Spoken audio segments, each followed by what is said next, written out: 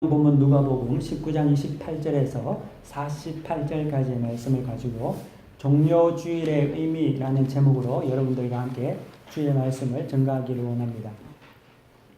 오늘은 여러분들이 잘 아시다시피 종료주일입니다. 종료주일은 고난주간이 시작되는 주일로서 신약성경에서 예수께서 십자가에 달리시기 바로 전주 예루살렘에 입성하시는 날을 기념하여서 지키는 절기입니다.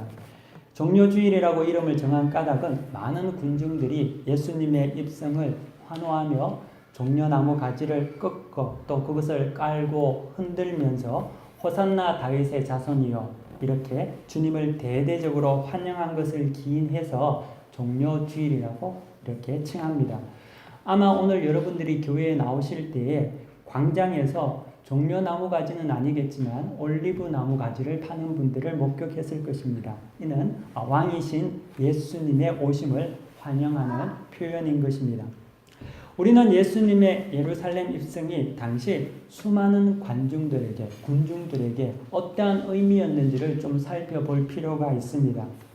이때는 예수님의 공생의 기간 중 가장 예수님께서 최절정의 인기를 누릴 때였습니다. 예를 들면 현재 한국에서는 대통령 선거가 준비되고 있는데 선거날이 다가오면 다가올수록 후보자들에 대한 기대와 인기가 한 곳에 몰리는 것을 볼 수 있습니다. 그 당시 유대사회에도 예수라는 인물에 대해서 굉장히 큰 기대와 또 그에 대한 인기가 최절정에 올랐던 시기가 예수님께서 예루살렘에 입성하는 그때였습니다.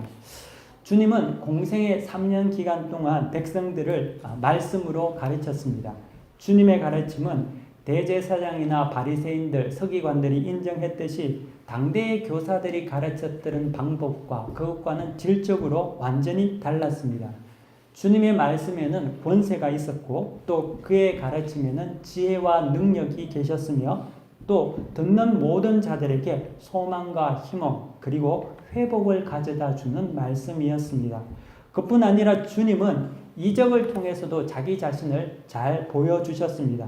사람들은 예수님께서 행하신 기적, 예를 들면 오병이어의 사건이라든지 또 중풍병자와 눈먼 자, 병든 자들을 치료하시는 사실을 직접 눈으로 목격하기도 했고 또 듣기도 했습니다.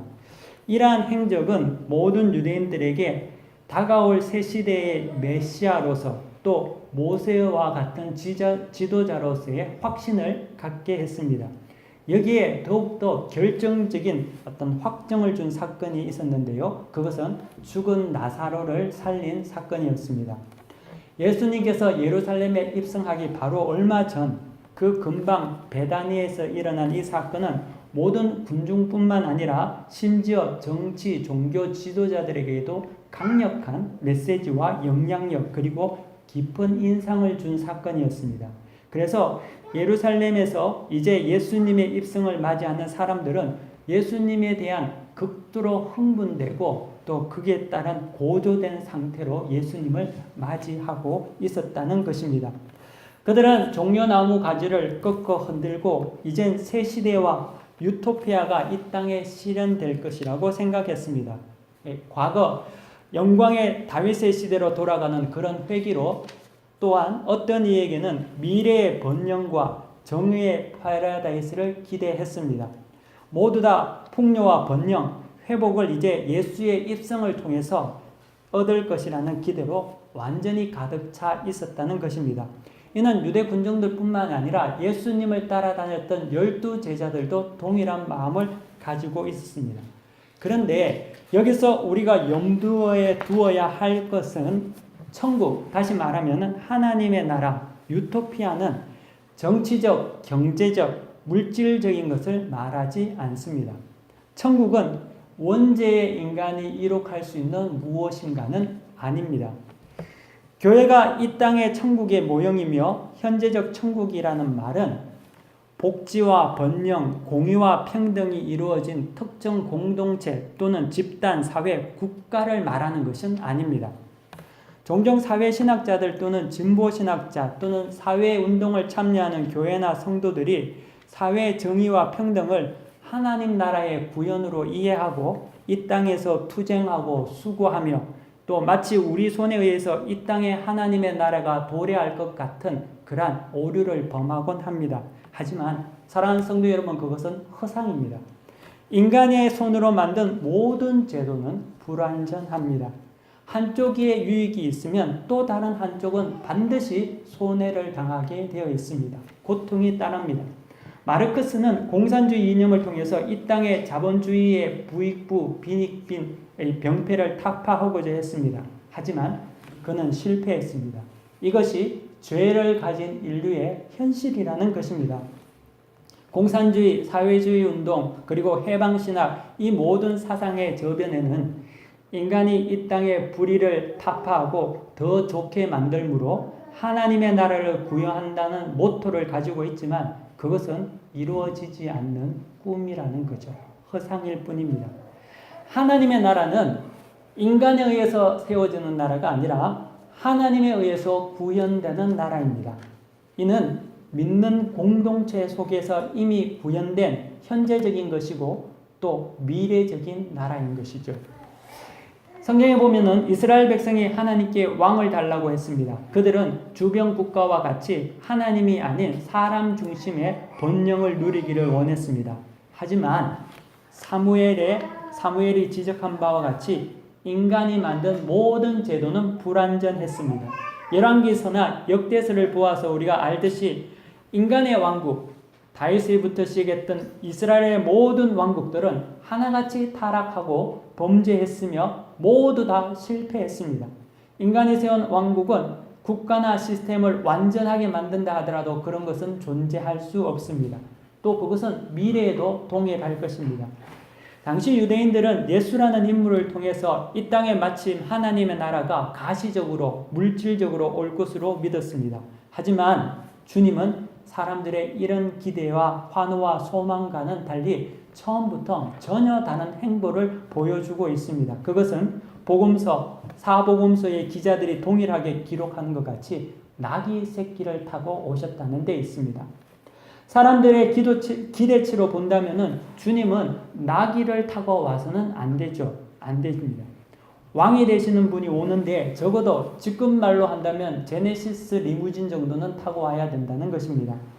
근데 주님은 그것이 아니라 모닝이나 스파크 타고 왔다는 겁니다. 다시 말하면 백마가 아니라 초라해 보이는 나귀 새끼를 타고 그들 앞에 등장합니다. 그 의미는 주님은 인간이 구현하는 천국, 유토피아를 위한 왕으로 오시지 않았다는 것을 말하고 계십니다. 이 땅의 왕으로 오신 것이 아니라 주님께서는 영원한 왕으로 오신 것입니다. 빌라도에게 말씀하신 것 같이 내 나라는 이 땅에 속한 것이 아니라는 것입니다. 이 땅은 순간 사라질 것이며 먼지와 같이 허무하고 불완전한 것입니다. 하나님의 나라의 도래는 눈에 보이는 정치적인 나라가 아니라 또 우리가 생각하는 복지국가도 아니고 오직 죄사함을 통해서 얻을 수 있는 영원한 나라인 것입니다. 주님은 이 땅의 왕이 아니라 영원한 나라를 유업으로 주시기 위해서 겸손의 왕, 화목제로 오신 것입니다. 주님은 번영과 행복과 물질의 풍요를 위한 정치적, 종교적 유토피아의 왕으로 오신 것이 아니라 우리를 영원한 형벌에서 구원하러 오신 구세주로 오신 것입니다. 하지만 사람들은 자신이 처한 극도의 위험, 즉 다시 말하면 하나님께서 칼을 겨누시며 진노의 칼을 겨누시는 데에는 관심이 없고 단지 눈에 보이는 번영과 회복과 풍요와 고통에서만의 해방에만 관심이 있다는 것입니다. 그래서 사람들은 환호했지만 사실 그들의 환호 속에는 왜 그들이 환호해야 했는지를 알지 못하고 있었다는 것입니다. 마치 곧 터질 시한폭탄을 품고 있는 7성급짜리 호텔에서 잠을 자려고 하는 것과 같다는 거죠. 하지만 이것은 얼마나 어리석은 행동입니까? 내일 다가올 진노의 심판을 제쳐두고 오늘 풍요와 행복만을 누리고 살려고 한다면 그것을 어찌 축복이라고 말할 수 있겠습니까? 내일 사형장으로 갈 텐데 오늘 1억 천금을 준다고 해서 그것이 우리에게 무슨 소용이 있을까요? 그들이 종려 가지를 들고 흔든 그 종려주일은 그런 의미의 종려주일이었다는 것입니다. 누가는 자신의 복음서에서 이 사실을 기록하면서 주께서 예루살렘 성전을 보고 우신 모습을 기록하고 있습니다. 주님의 입성은 사람들은 환해했지만 반면에 주님께서는 울고 계셨다는 것입니다. 곧 다가올 진노를 모른 채 단지 이제 곧 사라질 이 땅의 번영과 풍요만을 기대하는 그들의 모습을 보고 주님은 한없이 우셨습니다. 여기에 우리에게 주시는 하나님의 음성이 있습니다. 우리는 주님을 환호하고 찬양하고 예배하고 기대합니다. 하지만 그 환호와 기대와 찬양이 어떤 것입니까? 예루살렘 입성 때 유대인들이 그렇게 주님을 환호했지만 그들은 일주일이 되지 못해 자신들의 기대를 저버린 예수를 십자가에 못 박는 그런 일을 서슴지 않고 앞장서고 하고 말았습니다.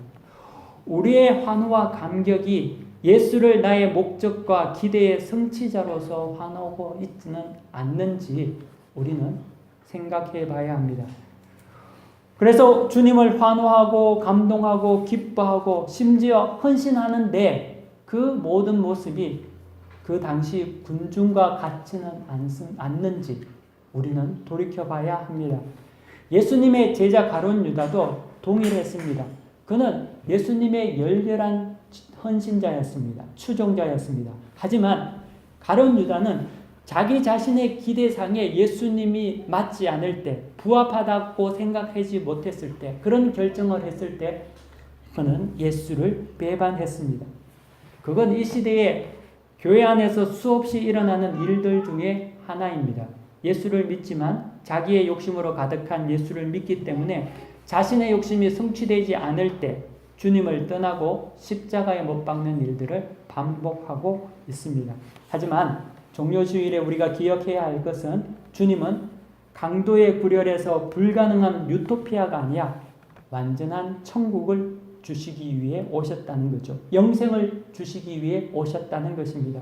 이것이 신앙의 순서입니다.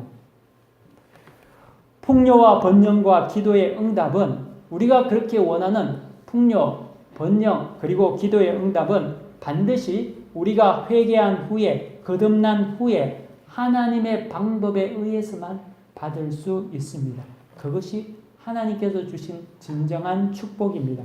그렇지 않는 환호와 풍요와 번영과 기도의 응답은 종국적으로 언제나 파멸과 멸망의 도구가 되기 때문입니다. 사랑하는 성도 여러분, 잘못된 동기를 가지고 잘못된 의도를 가지고 여러분들이 종려 가지를 흔들지 마십시오. 자신의 목적을 위해 주를 위해서 헌신하지 마십시오. 그 모래성은 분명히 무너지게 되어 있습니다. 여러분 자신을 위해서 주님을 찬양해서는 안 됩니다. 그것은 진정한 축복이 되지 못하는 것입니다. 예수님께서 나귀를 타고 오신 이유를 우리는 반드시 잘 알아야 합니다. 그것은 물질의 번영과 회복이 아니라 우리에게 영적 갱신과 회복이었습니다. 그래서 주님은 백마가 아니라 초라한 나귀 새끼를 타고 오심으로써 그들의 기대가 잘못된 것이라는 것을 시청과 교제로 가르쳐 주신 것입니다. 하지만 사람들은 그런 의도를 모른 채 무작정 주님을 환호했습니다. 깨어 있으시기를 바랍니다. 정신을 바짝 차리십시오. 그렇지 않으면 우리 또한 군중 속의 한 사람이 되어서 항상 환호하다가 어느 순간 식어버리고 꺼져버리는 자들이 될 수 있습니다. 두 번째로는 사복음서에서 동일할 때 나타나는 사건으로 예수님의 입성 당시에 성전 정화 작업이 항상 같이 있었다는 것을 우리가 성경을 통해서 볼 수 있습니다. 어떤 복음서에는 입성한 당일에 주님은 성전 정화를 하셨고요. 어떤 복음서에 보면은 그 다음 날에 성전 정화에 대한 사건이 기록되어 있습니다. 주님은 성전에 들어가셔서 매매하는 자들을 몰아내고 성전을 청소하십니다. 믿음 생활이라는 것은 예수와 나 자신이 함께 공존하며 사는 것을 말하지 않습니다. 다시 말하면 믿음 생활이라는 것은 성전 안에 좌판을 깔아놓고 하나님께 예배드리고 기도하는 것을 말하지 않는다는 것입니다. 죄 지을 것 다 짓고 내 욕심대로 다 살면서 기도하고 예배드린다는 것을 믿음 생활이라고 말하지 않는다는 것입니다. 연합이라는 것은 주인이 하나인 것을 말합니다. 사령관이 하나입니다. 연합군은 두 나라 또는 여러 나라가 한 팀을 만들지만 그 중에는 오직 한 명의 사령관만 있습니다. 연합군 사령부 또는 사령관 한 사람만 존재합니다. 하지만 공존이라는 것은 다릅니다. 공존은 주인이 하나가 아니라 주인이 둘도 될 수 있고 셋도 될 수 있습니다. 함께 있는 것입니다. 예수도 사랑하고 나도 사랑하고 이렇게 사는 것은 공존입니다. 성전 안에 버젓이 장사꾼이 판을 치면서 예배를 드리는 것은 공존입니다. 하지만 연합은 오직 한 사람에게 맞추는 것입니다. 사람들이 믿음 생활을 주님과 연합하지 않고 공존합니다. 하지만 이것은 믿음 생활의 잘못된 모범이라는 거죠. 한 예를 들면은 우리는 다음 주에 보스니아 헤르체고비나를 방문합니다. 보스니아는 정치적, 경제적으로 그리고 사회적으로 굉장히 암울한 그런 상황을 맞이하고 있습니다. 그 이유는 그 안에는 하나의 연합된 정권이 없습니다. 연합 정권이 없기 때문입니다. 그곳은 세르비아계를 중심으로 한 세르비아 자치정부가 있습니다. 또 크로아티아계를 중심으로 한 크로아티아계 자치정부가 있습니다. 또한 보스니아계를 중심으로 한 보스니아 자치정부가 있습니다. 그리고 이 세 가지를 다 함께 묶은 통합도 정부가 있습니다. 총 4개의 정부가 있습니다. 4명이 주인인 나라는 한 명의 주인도 없다는 말이지요. 어느 누구도 따라갈 수 없는 말이기도 합니다. 우리는 주님이 나와 함께 주인이 되어 사이좋게 공존하며 협치를 하면 좋겠다라는 생각을 합니다. 하지만 공존과 협치는 정치에서는 가능할는지 몰라도 영적인 논리에서는 불가능한 일입니다. 죄는 의와 함께 하지 못하고 피조물은 창조주와 다릅니다. 분명한 질서와 순서가 있습니다. 벨리알과 야훼가 함께 존재할 수 없습니다. 조화될 수 없습니다. 성도는 세상과 구별되게 되어 있습니다. 죄는 우리와 거룩한 하나님이 하나가 될 수 있는 유일한 방법은 우리가 자신을 정화하고 그분의 통치 안에 들어갈 때만이 가능합니다. 예수께서 예루살렘에 입성하셔서 가장 먼저 하신 일은 하나님의 통치가 우리에게 이루어지는 예표로서 성전 정화 작업을 하셨다는 것입니다. 이것이 우리에게 주는 메시지가 큽니다. 믿음의 삶에 들어가는 순간 신자는 자신을 정화하는 작업을 하게 됩니다. 회개의 작업이 이루어집니다. 과거의 삶을 청산하고 이제 청결한 삶을 살게 됩니다. 과거에 가던 길을 멈추고 이젠 하나님께로 돌아서서 가는 것을 말합니다. 이것이 정화 작업이라는 것이죠. 더러운 생각, 미움, 원망, 복수, 말로 인한 상처, 폭력, 술 취함과 방탕함, 이 모든 것을 정화하고 하나님께 정결한 삶을 사는 것입니다. 결혼하기 전에는 내 마음대로 내가 원하는 대로 살았습니다. 카드 빚도 지고 생활도 불규칙하고 중독성 음식도 먹고 술, 담배 원하는 대로 마음껏 즐기고 노래방도 가고 클럽도 가고 어느 누구든지 내가 만나고 싶은 사람 다 만나고 살았지만 결혼해서는 그렇게 살면 안 되지 않습니까? 모든 삶의 중심이 배우자를 중심으로 맞춰지는 것 아닙니까? 그것이 사랑이라는 것입니다. 사랑은 한 사람을 중심으로 자전하는 것이지요. 우리가 주님과 결혼했다는 이 비유는 이제는 내 자신을 주님께 맞춘다는 것입니다. 그분의 뜻을 따라 산다는 것입니다. 영적인 성전 정화는 우리가 여러분이 집안 청소를 하듯이 진공 청소기를 돌린다고 해서 치워지는 그러한 간단한 것이 아닙니다. 그것은 영혼의 전쟁입니다. 치열한 전투라는 거죠. 죄는 죽을 각오를 하고 싸워야지만이 없어질까 말까 하는 것입니다. 집안을 보면은 별로 더럽게 사용하지 않아도 그 다음날 여러분 일어나서 마룻바닥 보면 또 먼지가 소복히 쌓여있는 것을 보지 않습니까? 깨끗하게 닦아도 그 다음날 또 더러운 먼지가 쌓여 있습니다. 어디서 그런 먼지가 생기는지 알지 못하지만 날마다 그것이 생깁니다. 사라지지 않습니다. 죄도 동일하다는 거죠.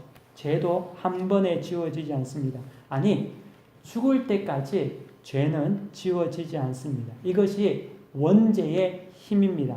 그러므로 이 죄에 대해서 싸울 때는 죽을 각오를 하고 싸워야 합니다. 그래도 죄는 어느 순간 다시금 고개를 들고 찾아올 것입니다. 조금만 방심하면 죄의 노예가 되고 마음의 방은 온통 잡다한 쓰레기로 가득하게 될 것입니다. 그래서 우리에게는 날마다 회개와 참회 그리고 경건의 훈련이 필요한 것입니다. 경건의 시간이 없는 만큼 여러분은 범죄의 시간이 늘어날 것이고 성령 충만하지 않는 만큼 여러분들은 사단 충만하고 살아갈 것입니다. 영적 세계는 진공 상태는 없다는 것이지요. 둘 중에 어느 하나로 채워지게 되어 있습니다. 그러므로 사랑하는 성도 여러분, 날마다 성령을 의지하고 말씀과 기도로 자신을 채우시기 바랍니다. 그렇지 않으면 반드시 실패하게 되어 있습니다. 마지막으로 죄는 우리가 행한 선으로 지워지지 않는다고 말씀드렸습니다. 청와대에 있는 문건들은 모두 자체 기록 시스템에 의해서 지워지지 않는다고 합니다. 만약에 그것을 지우려고 하면 반드시 흔적이 남는다고 들었습니다. 죄도 마찬가지입니다. 죄도 지워지지 않습니다. 많은 선을 행하면 지은 죄가 경감되거나 사라질 거라고 생각하는데 그렇지 않습니다. 죄는 사라지지 않고 문신과 같이 새겨집니다. 주님께서 죄를 용서하시지만 죄가 사라지는 것이 아니라 그 죄가 하나님의 은혜로 간과되는 것이지요. 그 죄로 인해서 반드시 자신과 다른 누군가가 고통을 당하게 됩니다. 원죄가 그런 것이라는 거죠.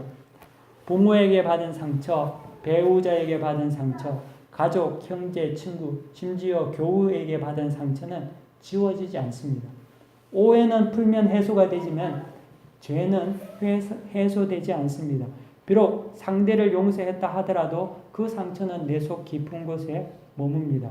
하나님은 어느 누구를 막론하고 그 죄에 대해서 물으십니다. 그리고 그 죄에 대해 하나님의 방법으로 심판하십니다. 그러므로 사랑하는 성도 여러분, 아예 할 수만 있다면, 될 수만 있다면 죄를 짓는 것을 두려워하시고 죄를 멀리 하시기를 바랍니다. 만약에 죄가 많습니까? 실수가 많습니까? 그러면 무엇보다도 하나님께 용서와 사함을 받으시기를 바랍니다. 심판자이신 하나님께 용서를 비십시오. 또 죄로 인해 고통당한 자가 있다면 하나님께서 주시는 위로로 이겨낼 수 있도록 중보하고 그들에게 선을 행함으로 참여하시기를 바랍니다. 종료주일은 우리에게 두 가지를 말해줍니다. 하나는 왜 우리가 주님의 입성을 환호해야 하는지입니다. 그것은 번영과 쾌락을 위한 그런 왕을 찬양하는 것이 아니라 우리 죄를 위해 용서하기 위해 오신 죄사함과 영생의 입성이 있다는 것입니다. 두 번째로 이제는 우리가 죄를 멀리하고 예수님께서 성전에 들어오셔서 성전을 정화한 것 같이 우리 또한 죄를 멀리하고 주님과 연합하여 성령과 동행하는 그러한 모든 성도들이 되기를 간절히 축원합니다. 다 함께 기도하겠습니다. 살아계셔서 역사하시는 하나님, 이 시간 종료주일 주님께서 예루살렘에 입성하셨던 바른 의미를 우리가 다시금 붙잡고 또 이 고난 주간을 우리가 살아가기를 원합니다. 살아계셔서 역사하시는 하나님, 우리가 이 땅에서 주님께서 우리를 위해서 죽으신 그 보혈의 의미를 바로 알고 우리의 욕망과 우리의 욕심을 따라서 주님을 구하고 참고 환호하는 자가 되지 않게 하여 주시옵시고, 영생을 허락하신 하나님, 우리에게 가장 모든 값진 것으로 채우실 하나님을 의지하며 이 땅에서 그 소망으로 세상을 승리하며 살아가게 하여 주시옵소서.